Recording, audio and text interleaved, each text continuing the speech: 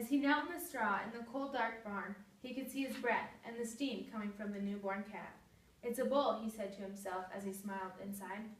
Then he began to speak to the calf as he worked to help dry him off.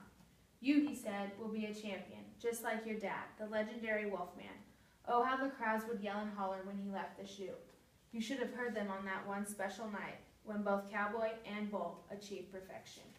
The only 100-point bull ride in the history of the Professional Rodeo Cowboys Association, or PRCA as we like to call it. Sure, you may be small now, but in a few years you will be my next rodeo star. Another champion was born a few years earlier in a stable in Arizona, where a small Palomino mare named Stingray was born. Gold buckles literally ran through this little mare's veins. It was as if the little horse knew it from the start. Her relatives included 2 previous National Finals rodeo qualifiers, and her daddy has produced multiple NFR mounts. Stingray was greedy from the start, and even though she was small, she was mighty.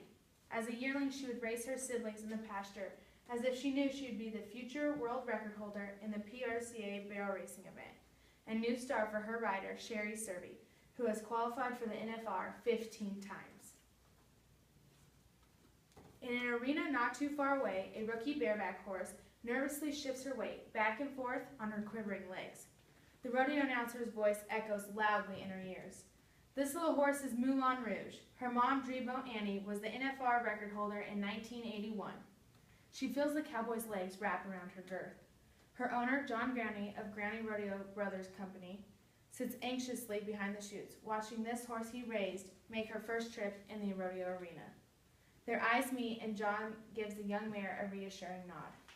John has fed her the highest quality feed, and she knows that he wouldn't put her in danger or do anything that would get her hurt.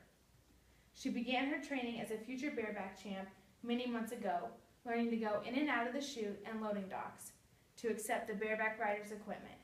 And now, the moment has arrived. The chute gate opens and an explosion of strawberry roan fills the arena. The cowboy hits the dirt, then throws his hat toward the mare in frustration. As Moulin Rouge exits the arena, she glances over at John, who is smiling ear to ear, because he realizes that he has just watched a horse that will someday be a 9-time NFR qualifier, the 2010 runner-up for Bucking Horse of the Year, and the mother to 4 colts that will continue in their mother's footsteps. In addition, Sweetness, a 16-year-old gelding, knows his job, has practiced many hours, and feels like he is on the top of his game. Clint Cooper, his cowboy, trusts him. He is cocky and can catch any calf in the pen. He knows all about the barrier and how to react to it. He is at the NFR once again. He has been here many times, so he knows how to handle the pressure. He knows that this technical event requires a unique partnership between himself and his cowboy. He is quick to respond to the calf as it speeds out of the chute, knowing that he must let it get a head start before he puts his cowboy right where he needs to be to rope the calf. He stops mid-stride, almost touching the ground with his rear end, while his cowboy jumps off, pulling the slack out of the rope. As he watches the cowboy lay the calf on the ground, he knows that he has to keep the rope tight and still, or keeps the rope tight in order to keep the calf down and still, while the cowboy ties him tightly. That's his job, and he has done it well. His cowboy walks briskly back to him. Though he can't read the scoreboard, Sweetness knows he's done well and looks forward to a quick pat on the neck. At last, he's backing into the box. His heart beats wildly as he hears the crowd roar and sees his rider ease off of him and pin that steer to the ground. His name is Willie, the grandson of EasyJet, a world champion running horse.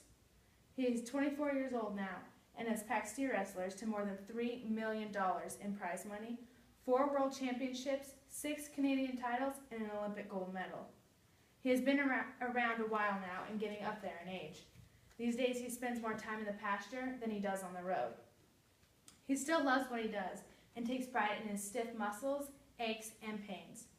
He is nearing the end of his career, but he isn't sad because he knows that his legacy will continue. His owners have taken his DNA and saved it with a firm in Texas in hopes of someday cloning him. It's not by accident or fate that they all ended up here.